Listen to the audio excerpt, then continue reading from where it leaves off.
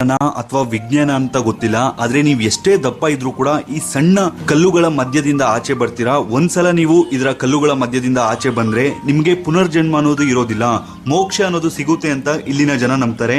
ಇದರ ಹೆಸರು ಮೋಕ್ಷ ಮಾರ್ಗ ಅಂತ. ಇದು ಎಲ್ಲಿ ಬರುತ್ತಪ್ಪ ಅಂದ್ರೆ ಅರುಣಾಚಲೇಶ್ವರ ದೇವಸ್ಥಾನ. ಗಿರಿ ಪ್ರದರ್ಶನ ಮಾಡುವಾಗ ಲಾಸ್ಟ್ ಅಲ್ಲಿ ನಿಮ್ಗೆ ಇದು ಸಿಗುತ್ತೆ. ಇದರ ನಂಬಿಕೆ ಏನಪ್ಪಾ ಅಂದ್ರೆ ಯಾರು ಈ ಮೋಕ್ಷ ಮಾರ್ಗದ ಮೂಲಕ ಒಂದು ಹಾದು ಬರ್ತಾರೋ ಅವ್ರಿಗೆ ಮೋಕ್ಷ ಅನ್ನೋದು ಸಿಗುತ್ತೆ ಅಂತ ಅಲ್ಲಿನ ಜನ ನಂಬ್ತಾರೆ. ಇದರ ವಿಶೇಷತೆ ಏನಪ್ಪಾ ಅಂದ್ರೆ ನೀವು ಎಷ್ಟೇ ದಪ್ಪ ಇದ್ರೂ ಕೂಡ ಆ ಸಣ್ಣ ಕಲ್ಲುಗಳ ಮಧ್ಯೆ ಆಚೆ ಬರ್ತೀರಾ. ಇದುವರೆಗೂ ಒಬ್ರು ಕೂಡ ಸಿಕ್ಕಾಕೊಂಡಿಲ್ಲ. ನಿಜಕ್ಕೂ ಕೂಡ ಇದು ಅದ್ಭುತ ಅಂತ ಹೇಳ್ಬೇಕಾ ಅಥವಾ ಇದರ ಹಿಂದೆ ಯಾವ ವಿಜ್ಞಾನ ಇದೆ ಅಂತ ಗೊತ್ತಿಲ್ಲ. ಆದ್ರೆ ಪ್ರತಿಯೊಬ್ಬ ಹಿಂದೂ ಕೂಡ ಒಂದಲ್ಲ ಒಂದು ಸಲ ಅರುಣಾಚಲೇಶ್ವರ ದೇವಸ್ಥಾನಕ್ಕೆ ಹೋಗಿ ಗಿರಿ ಪ್ರದರ್ಶನವನ್ನ ಮಾಡಿ.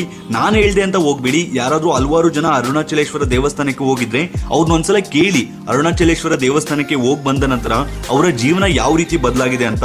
ತುಂಬಾ ಜನಕ್ಕೆ ಮರು ಜನ್ಮ ಕೊಟ್ಟಿರುವಂತಹ ದೇವಸ್ಥಾನ ಯಾವ್ದಾರು ಇದೆ ಅಂದ್ರೆ ಅದು ಅರುಣಾಚಲೇಶ್ವರ ದೇವಸ್ಥಾನ ಅಂತ ಹೇಳ್ಬೋದು. ಹಾಗಂತ ನಾನು ಅಲ್ಲಿಗೆ ಹೋಗಿ ಇಲ್ಲಿಗೆ ಹೋಗಿ ಅಂತ ಹೇಳೋದಿಲ್ಲ. ಎಲ್ಲಾ ಹಿಂದೂ ದೇವಾಲಯಗಳಿಗೂ ಭೇಟಿ ಕೊಡಿ. ಒಂದೊಂದು ದೇವಾಲಯದಲ್ಲೂ ಒಂದೊಂದು ಮಹತ್ವ ಇರುತ್ತೆ. ಮತ್ತೆ ತುಂಬಾ ಜನ ಇದ್ರ ಅಡ್ರೆಸ್ ಅನ್ನ ಕೇಳಿದ್ರು. ಅರುಣಾಚಲೇಶ್ವರ ದೇವಸ್ಥಾನ, ತಿರುಣಾಮಲೈ, ತಮಿಳುನಾಡು ಅಂತ ನೀವು ಗೂಗಲ್ ಅಲ್ಲಿ ಹಾಕಿದ್ರೆ ಬರುತ್ತೆ. ಹುಣ್ಣಿಮೆ ದಿನ ಹೋಗೋದಕ್ಕೆ ಟ್ರೈ ಮಾಡಿ. ಮತ್ತೆ ಗಿರಿ ಪ್ರದರ್ಶನವನ್ನ ಮಿಸ್ ಮಾಡ್ದಿರ ಮಾಡ್ಬಿಟ್ಟು ಬನ್ನಿ. 14 ಕಿಲೋಮೀಟರ್ ಬರಿಗಾಲಲ್ಲಿ ನಡಿಬೇಕು. ಆದಷ್ಟು ಎಲ್ಲಾ ಹಿಂದೂ ದೇವಾಲಯಗಳಿಗೆ ಭೇಟಿ ನೀಡಿ. ಮತ್ತೆ ಈ ವಿಡಿಯೋನ ಎಷ್ಟಾಗುತ್ತೋ ಅಷ್ಟು ಶೇರ್ ಮಾಡಿ. ಎಲ್ಲರಿಗೂ ಒಳ್ಳೇದಾಗಲಿ. ಹಿಂದೂ ಧರ್ಮದ ಪವಾಡನ ಅಥವಾ ವಿಜ್ಞಾನ